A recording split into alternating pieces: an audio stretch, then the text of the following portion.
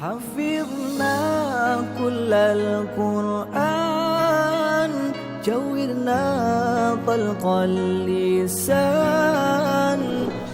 Mengapa Anda ke Ummul Aiman? Satu, dua, tiga.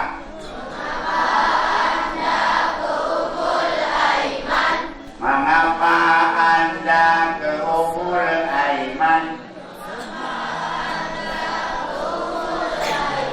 Untuk mencari ilmu. Satu, dua, tiga. Mengapa Anda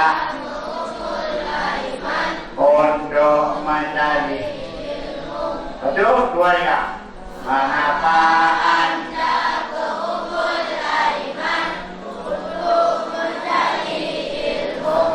satu, dua, tiga. Mengapa